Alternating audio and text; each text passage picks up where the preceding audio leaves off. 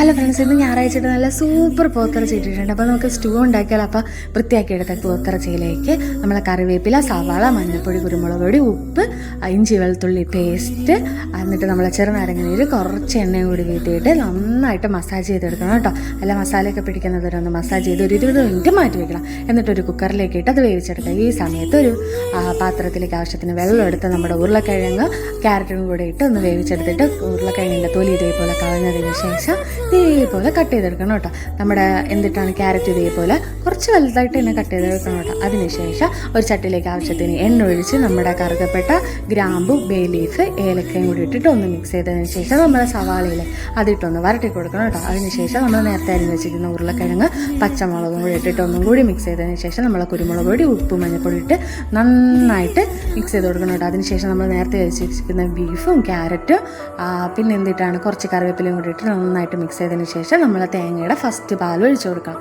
എന്നിട്ട് അതിട്ട് നന്നായിട്ട് മിക്സ് ചെയ്ത് കൊടുക്കണം കേട്ടോ. നന്നായിട്ട് അതൊന്ന് കുറുകി വരുന്ന സമയത്തിന് നമ്മൾ തേങ്ങയുടെ ഫസ്റ്റ് പാലില്ലേ അതിട്ട് കൊടുക്കണം. തിള വരണേക്ക് മുമ്പ് ഗ്യാസ് ഓഫ് ചെയ്യണം കേട്ടോ. അതിന് ശേഷം നമ്മൾ നെയ്യിൽ വറുത്ത അണ്ടിപ്പരിപ്പ്, ആ നെയ്യും കൂടി അതിലേക്ക് ഇട്ട് കൊടുത്തിട്ട് നന്നായിട്ടൊന്ന് മിക്സ് ചെയ്തതിന് ശേഷം നമുക്ക് നല്ല ആവിയിൽ വേവിച്ച ബ്രെഡിൻ്റെ കൂടെ കൂട്ടി കഴിച്ചു നോക്കാം കേട്ടോ.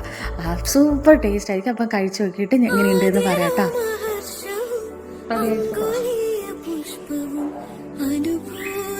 എങ്ങനെയാണ് കഴിക്കാവുന്ന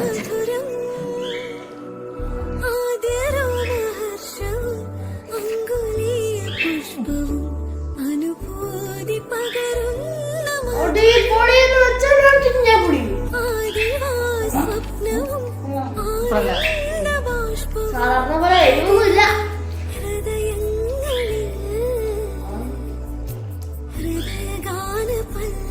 എനിക്ക് നെയ്യിൽ വറുത്തിട്ടോ അണ്ടിപ്പരിപ്പില്ല, അത് ഭയങ്കര ഇഷ്ടമാണ്. എനിക്കിതിലെ ബീഫ് എനിക്ക് വളരെ ഇഷ്ടമാണ്.